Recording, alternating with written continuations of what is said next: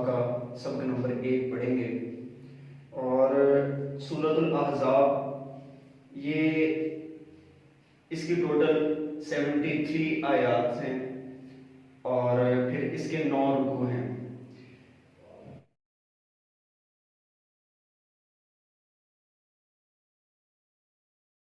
اعوذ باللہ من الشیطان الرجیم، بسم اللہ الرحمن الرحیم۔ پناہ مانگتا ہوں میں اللہ کی شیطان مردود سے، اور شروع کرتا ہوں اللہ کے نام سے جو بڑا مہربان نہایت رحم کرنے والا ہے۔ سورۃ الاحزاب یہ مدنی سورت ہے، اور احزاب کا مطلب کافی سارے لشکر، کافی سارے گروہ۔ احزاب کے بعد آتی ہے حزب۔ حزب کا معنی ہوتا ہے ایک لشکر، اور احزاب کا مطلب ہوتا ہے کافی سارے لشکر، کافی سارے گروہ۔ اس صورت مبارکہ میں چونکہ مسلمانوں اور کافروں کے ایک معرکے کا تذکرہ ہے جس کو غزوہ احزاب یا غزوہ خندق کہا جاتا ہے، تو اس کی طرف نسبت کرتے ہوئے اس صورت کا نام بھی سورۃ الاحزاب رکھا گیا ہے۔ یہ مدنی صورت ہے، اور مدنی صورت اس صورت کو کہا جاتا ہے جس کی آیات جو ہیں یہ مدنی ہوں، یا کافی ساری آیات اس کی مدنی ہوں۔ تو سب سے پہلی آیت پڑھتے ہیں ہم، یا ایھا النبی اتق اللہ ولا تطع الکافرین والمنافقین ان اللہ کان علیما حکیما۔ یا ایھا النبی، اے نبی صلی اللہ علیہ وسلم، اتق اللہ، اللہ سے ڈرتے رہو، ولا تطع الکافرین والمنافقین، اور نہ پیروی کرو کافروں کی، والمنافقین، اور منافقوں کی۔ ان اللہ، بے شک اللہ، کان علیما حکیما، ہے جاننے والا اور حکمت والا۔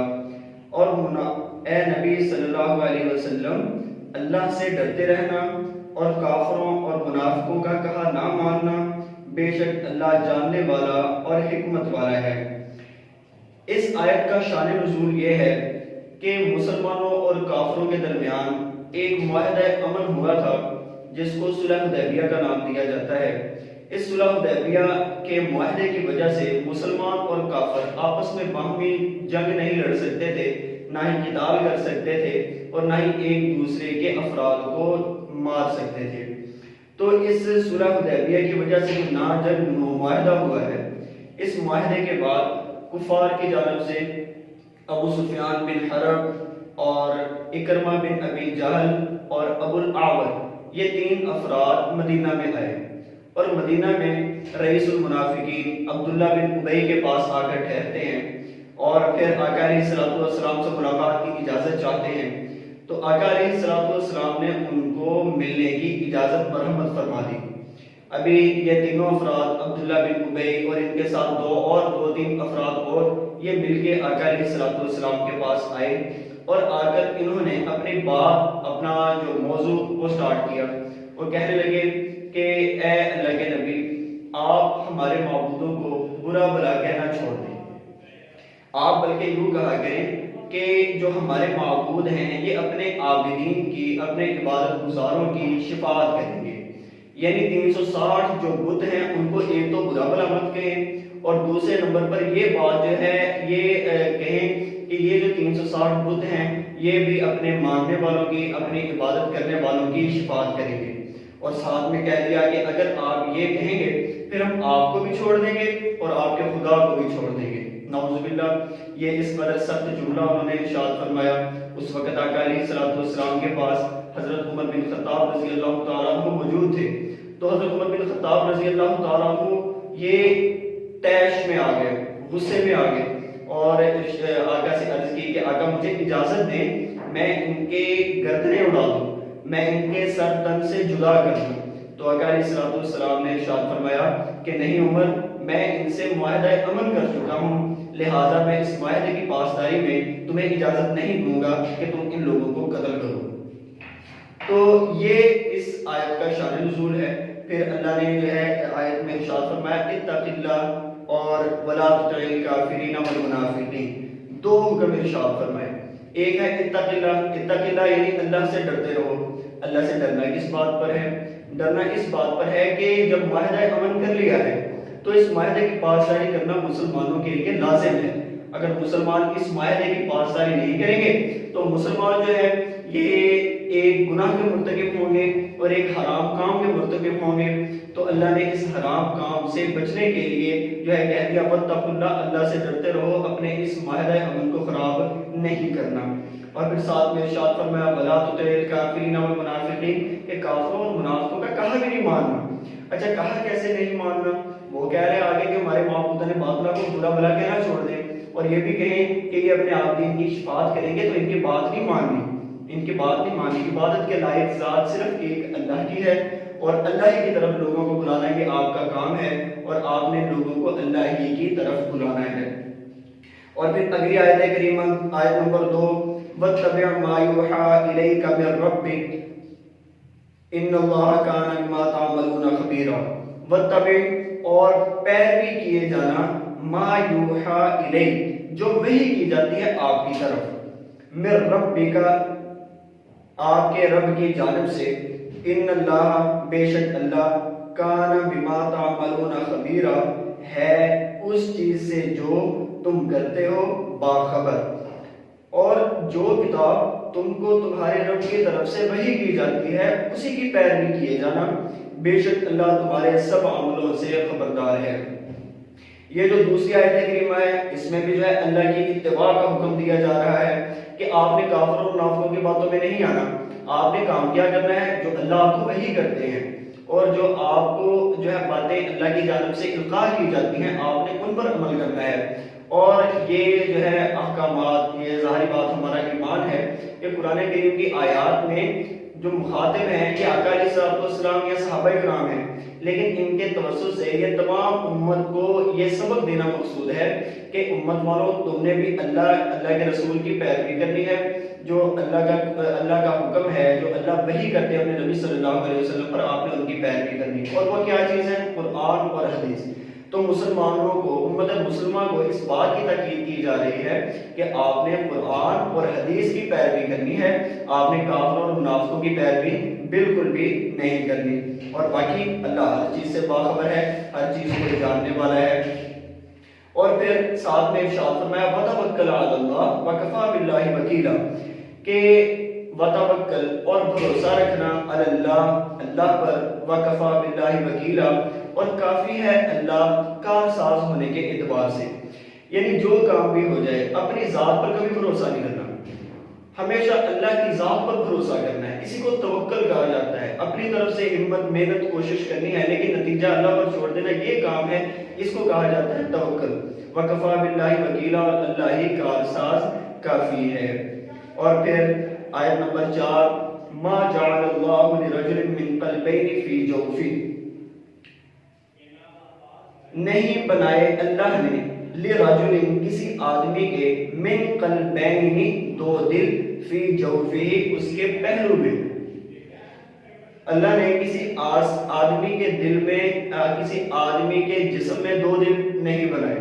اور پھر فرمایا وَمَا جَعَلَ أَزْوَاجَكُمُ اللَّائِي تُظَاهِرُونَ مِنْهُنَّ أُمَّهَاتِكُمْ اور نہیں بنایا تمہاری عورتوں کو اللَّائِي جن سے تُظَاهِرُونَ تم زہار کر بیٹھتے ہو، مِنْهُنَّ أُمَّهَاتِكُمْ ان کو تمہاری مائیں، اور نہ تمہاری عورتوں کو جن کو تم ماں کہہ بیٹھتے ہو انہیں تمہاری ماں بنایا۔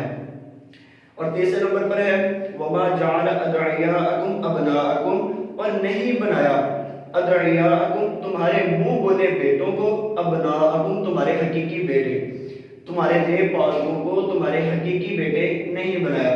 ذَلِكُمْ قَوْلُكُمْ بِأَفْوَاهِكُمْ ذَلِكُمْ یہ سب قَوْلُكُمْ باتیں ہیں بِأَفْوَاهِكُمْ تمہارے اپنے منہوں کی، یہ تمہارے اپنے منہوں کی باتیں اللہ کی طرف سے نہیں ہیں، یہ تم نے اپنے طور پر کہی ہوئی چیزیں ہیں کہ منہ بولے بیٹوں کو بھی حقیقی بیٹا مان لیتے ہو۔ واللہ یقول الحق اور اللہ یقول الحق فرماتا ہے سچی بات، وَهُوَ يَهْدِي السَّبِيلَ اور وہی سیدھا رستہ ہے۔ یہ آیت نمبر 4 جو ہے اس میں 3 احکام ارشاد فرمائے گئے ہیں۔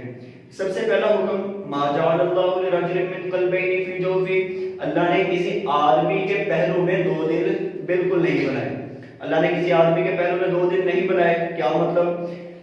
ایک بہت ہی ذہین شخص تھا کفار کے اندر، ابو محمد اس کا نام تھا۔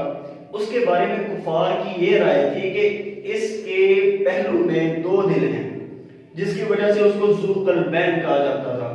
اور ذو قلبین یہ ذہینی اتنا ہے، اس کے پاس قوت فیصلہ اتنا زیادہ ہے، اس کے پاس جو ہے سوچنے سمجھنے کی صلاحیت بہت زیادہ ہے، یہ چونکہ اتنا ذہین ہے تو اس کے دو دل ہیں۔ اور پھر حضرت عبداللہ ابن عباس رضی اللہ تعالیٰ عنہ کی روایت سے معلوم ہوتا ہے کہ یہ کفار کا نظریہ تھا آقا علیہ الصلوۃ والسلام کے بارے میں کہ اللہ نے آقا علیہ الصلوۃ والسلام کے جو ہے دو دل بنائے ہیں، ایک دل اللہ کی جانب ہے اور ایک دل جو ہے یہ کافروں کے ساتھ ہے۔ تو نعوذ باللہ یہ اس وجہ سے کہتے تھے کہ اللہ نے جو ہے دو دل بنائے ہیں ایک آدمی کے پہلو میں۔ تو اللہ نے اس بات کی نفی فرما دی کہ اللہ نے کسی آدمی کے پہلو میں دو دل نہیں بنائے، کسی آدمی کے پہلو میں دو دل نہیں بنائے۔ اور دوسرا جو حکم اس آیت مبارکہ میں ارشاد فرمایا گیا وہ ہے زہار کا، وَمَا جَعَلَ أَزْوَاجَكُمُ اللَّاتِي تُظَاهِرُونَ مِنْهُنَّ أُمَّهَاتِكُمْ، اور نہیں بنایا تمہاری عورتوں کو، تمہاری بیویوں کو، اللہ کی تظاہرون جن سے تم زہار کر بیٹھتے ہو، منہن امہاتکم تمہاری مائیں۔ زہار کس چیز کو کہا جاتا ہے؟ زمانہ جاہلیت میں ایک رسم و رواج تھا، وہ رسم و رواج کیا تھا کہ جب بھی اپنی بیوی پر غصے ہوتے تو اس بیوی کو غصے میں اپنے محرمات ابدیہ کے ساتھ تشبیہ دے دیا کرتے تھے۔ محرمات ابدیہ وہ والی عورتیں جن سے کبھی بھی زندگی میں نکاح نہیں ہو سکتا، ان کے ساتھ اپنی بیوی کو تشبیہ دے دیا کرتے تھے۔ مثال کے طور پر ماں کے ساتھ نکاح نہیں ہو سکتا تو کہہ دیا جاتا کہ اپنی بیوی کو غصے میں آ کر کے جیسے مجھ پر میری ماں حرام ہے ایسے ہی جو ہے تمہاری پیٹھ مجھ پر حرام ہے۔ اور پھر اپنی بہن کہ جیسے بہن کے ساتھ زندگی بھر نکاح نہیں ہو سکتا اس کے ساتھ تشبیہ دے دی کہ مجھ پر تم ایسے حرام ہو، یا تمہاری پیٹھ مجھ پر ایسے حرام ہے جیسے میری بہن کی پیٹھ مجھ پر حرام ہے۔ تو اس کو زمانے جاہلیت میں اس کو زہار بولا جاتا تھا۔ تو یہ زہار جو ہے یہ بہت ہی بری چیز تھی۔ تو اللہ نے ارشاد فرما دیا کہ زہار کی وجہ سے جو تم اپنی بیویوں کو ماں کہہ بیٹھتے ہو، اس زہار کرنے کی وجہ سے وہ تمہاری حقیقی مائیں نہیں بن جاتی، وہ تمہاری حقیقی مائیں نہیں بن جاتی۔ جب تمہاری حقیقی مائیں نہیں بنتی تو تمہارا ان کے ساتھ تعلق رہتا ہے۔ ہاں یہ ہے کہ زہار کرنے کی وجہ سے اللہ نے ایک کفارہ جو ہے ارشاد فرما دیا کہ جو شخص اپنی بیوی کے ساتھ زہار کا مرتکب ہو جائے تو وہ یہ کفارہ ادا کرے گا، تو اس کفارے کو ادا کرنے کے بعد وہ اپنی بیوی کے پاس دوبارہ جانا اس کا حلال ہو جائے گا، ورنہ اس کا اپنی بیوی کے پاس جانا حلال نہیں۔ تو گویا کہ یہ طلاق کی ہی ایک صورت تھی، لیکن طلاق اور زہار میں فرق یہ ہے کہ طلاق میں جب مرد اپنی بیوی کو آزاد کر دیتا ہے، چھوڑ دیتا ہے، طلاق دے دیتا ہے، تو اس صورت میں وہ بیوی جو ہے وہ اس پر ہمیشہ کے لیے حرام ہو جاتی ہے، اور زہار میں ہمیشہ کے لیے حرام نہیں ہوتی۔ ہاں یہ ہے کہ جو تعلق ہے یہ فی الوقت ان کے لیے حرام ہو جاتا ہے، جیسے کفارہ ادا کیا وہ حرام جو تعلق ابھی فی الوقت ہوا تھا وہ دوبارہ حلال ہو گیا، ابھی دوبارہ بیوی کے پاس جانا اس کے لیے جائز ہو گیا۔ اور تیسرا حکم جو اس آیت مبارکہ میں ارشاد فرمایا وَمَا جَعَلَ أَدْعِيَاءَكُمْ أَبْنَاءَكُمْ ذَلِكُمْ قَوْلُكُمْ بِأَفْوَاهِكُمْ، اور تمہارے منہ بولے بیٹوں کو تمہارے حقیقی بیٹے نہیں بنایا، یہ تمہارے اپنے منہ کی باتیں ہیں۔ زمانے جاہلیت میں ایک اور بھی رسم تھی، وہ رسم یہ تھی کہ اگر منہ بولا بیٹا اگر متمنا ہو یا لے پالک جو بیٹا ہوتا ہے تو اس کو حقیقی بیٹے کا درجہ دیا جاتا تھا۔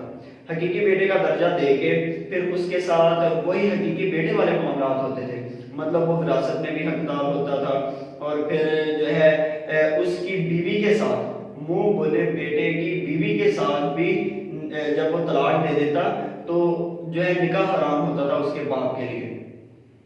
تو اللہ نے اس بات کی تردید کے لیے ارشاد فرمایا کہ جو منہ بولے بیٹے ہیں وہ منہ بولے بیٹے ہیں، ان کو جتنا مرضی حقیقی بیٹا کہہ لو، وہ تمہارے حقیقی کہنے سے تمہارے حقیقی بیٹے نہیں بن جائیں گے۔ یہ اللہ کا حکم جو ہے کبھی بھی جو ہے اللہ کے حکم کے یہ خلاف ہے۔ اللہ کا حکم یہ ہے کہ جو منہ بولے بیٹے ہیں وہ حقیقی بیٹے نہیں بن سکتے، تو حقیقی بیٹا کہنے کے بعد وہ منہ بولے بیٹے ہی رہیں گے، حقیقی بیٹوں والے معاملات ان کے ساتھ نہیں ہوں گے، مطلب وہ وراثت میں حقدار نہیں ہوں گے۔ اور ہاں اگر وہ اپنی بیوی کو طلاق دے دیں تو ان کے جو باپ ہیں، جو منہ بولے باپ ہیں، تو وہ جو ہے ان کے ساتھ نکاح کر سکتے ہیں، ان کا نکاح کرنا ان کے ساتھ جائز ہو جاتا ہے۔ اور پھر اللہ اپنی بات کی تصدیق کے طور پر اپنی بات کو تصدیق تو نہیں لیکن اپنی بات کو پکا ٹھکا کرنے کے لیے ارشاد فرما رہا ہے واللہ یقول الحق، اللہ ہی سچ بات کہتے ہیں، تمہاری باتوں کا کوئی اعتبار نہیں۔ واللہ یقول الحق، اللہ سچ بات ارشاد فرماتا ہے، وَهُوَ يَهْدِي السَّبِيلَ، اور وہی سیدھا رستہ ہے۔ تو گویا آیت نمبر 4 میں 3 احکام ہمیں معلوم ہوئے۔ ایک حکم کہ اللہ نے کسی آدمی کے پہلو میں 2 دل نہیں بنائے، اور دوسرا حکم کہ منہ جو زہار کر بیٹھتے ہیں اس سے مائیں جو ہیں یہ بیویاں حقیقی مائیں نہیں بن جاتی، اور تیسرا حکم کیا ہے، منہ بولے بیٹے جو ہیں وہ حقیقی بیٹے کبھی بھی نہیں بن سکتے، ان کا حکم منہ بولے بیٹوں والا ہی ہے۔ اچھا، پھر سوال یہ پیدا ہوتا ہے کہ جب وہ منہ بولے بیٹے ہیں تو ان کے ساتھ معاملہ کیسا کیا جائے؟ تو اگلی آیت مبارکہ میں آیت نمبر 5 میں اللہ نے تفصیل سے ارشاد فرما دیا، ادعوہم لآبائہم، ان کو ان کے اصلی باپوں کے نام سے پکارو۔ جیسا کہ ہمارے ہاں ہوتا ہے کہ کسی کی اولاد نہیں ہوتی تو وہ کسی اپنے رشتہ داروں میں سے یا دوست احباب میں سے کسی کا بچہ لے کے پال لیتے ہیں، اور پھر اس بچے کو اپنی طرف منسوب کر دیتے ہیں، یعنی ولدیت اپنی رکھ دیتے ہیں، تو یہ ناجائز ہے۔ تو کرنا کیا ہے، جو بچہ ہے اس کے حقیقی جو والدین ہیں اسی کی طرف ان کو منسوب کیا جائے، ان کی ولدیت وہی درج کروائی جائے، وہی جو ہے ان کی ولدیت رکھی جائے۔ ادعوہم لآبائہم، کیونکہ یہ اللہ کا حکم ہے کہ ان کو ان کے باپوں کے ناموں سے پکارو۔ ہوا اقسط عند اللہ، ہوا اقسط یہ زیادہ درست بات ہے، عند اللہ اللہ کے ہاں۔ فإن لم تعلموا آباءہم، بس اگر نہیں تم جانتے آباءہم ان کے باپوں کو، فإخوانکم فی الدین، تو وہ تمہارے بھائی ہیں دین میں، وموالیکم اور تمہارے دوست ہیں۔ ولدیت والا کام بالکل نہیں کرنا، اگر ان کے باپوں کے نام معلوم نہیں ہیں تو وہ دین میں تمہارے دوست اور بھائی تو ہو سکتے ہیں، تمہارے حقیقی بیٹے بالکل بھی نہیں ہو سکتے۔